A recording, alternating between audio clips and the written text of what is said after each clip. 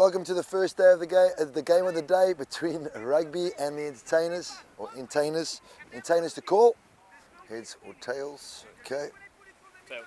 Tails is the call. Tails never fails. We'll have a bat. Thomas Rummage. They'll put one right on a good leg. That seems to be coming back in. I felt like it hit him in line, and the umpires put the finger up. Yes, the first wicket falls. The elder Bruce is lobbing one up, and Lee Sims meets it with the full face of the bat, hits it right over the head of the man at mid-wicket, and that is a beautiful big six over the rope. It's a Maximo. There we go. Just shows the power and the timing when he does connect. And that one has gone a long way as well. He's picked that up. Well, there you go. That's the hitting power we were talking about. As he just picked that up very quickly. They kept Rugby CC from taking that second spot, but well, Lee Sims is not mucking around. He's just showing his power there. Sims is going to get, but Ian Latine is there, and he just cool as a cucumber. Leans back with the fingers pointed skywards. Takes a nice, pretty regulation catch, and that's the end of Lee Sims. Yeah. It was the millennium for the two series that we've had so far, as that's one that rocked him on the pads right in front, and the umpire says, here you go, that is out. So Paddy Hatchman goes for a duck. It's a big quack, quack, quack. A golden, in fact.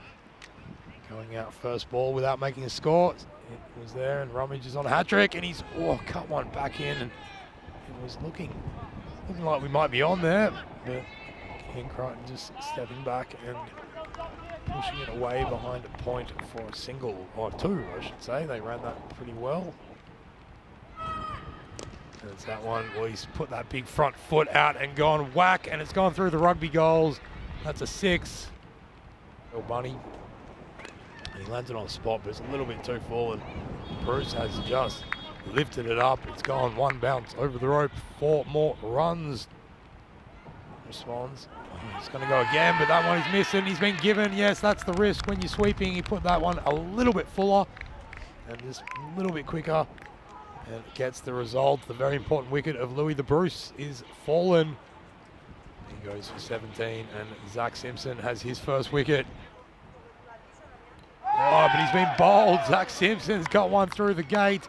Yeah, it was really nice to the left-hander. He put it onto the leg stump and just using that natural angle of his, relying on the cross-batted swipe, making it very difficult to get purchase. Come off the pads as well a little bit. Comes in, and he's got a wicket. First ball of his second over.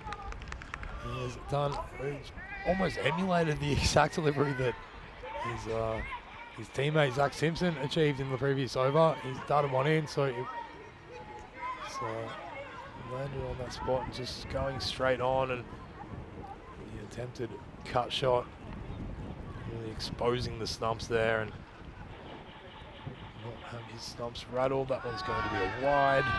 It could also be out because he's been stumped. He's standing right outside. It's a nice piece of work by Harry Pyle.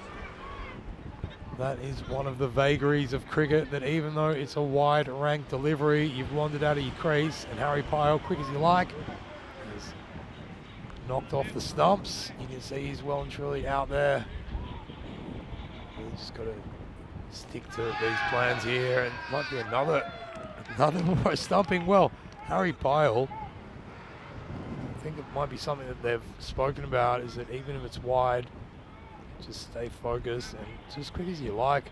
What was really good about that is that his hands were moving in towards the stumps as the ball's coming in, but he didn't make that fatal error of putting his gloves in front of the stumps to take it, which of course would nullify.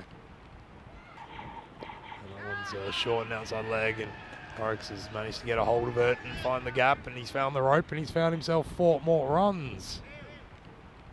Radar as yet. That's much better though, but it's been lifted up and straight down the pitch. So they're going to get 2 runs. That's good running by Jack Horrocks.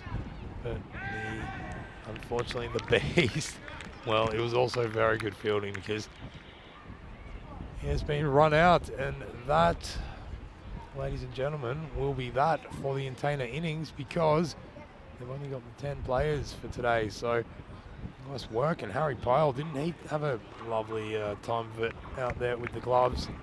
Did very well to connect and find a bit of space. And 2 runs that were called for early, and I think it was the right move.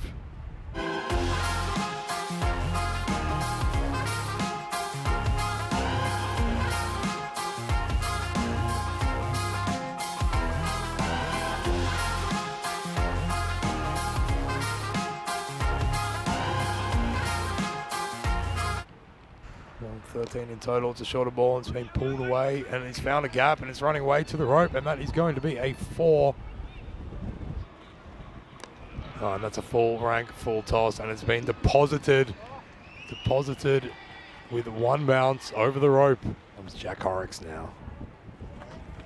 Oh, it's a pretty good delivery, a little bit short, and Adetayo, we know he likes to swing, and as tall as Louis the Bruce is, he's not tall enough to get to that. Would have needed a step ladder as it sails over his head for a big, big 6.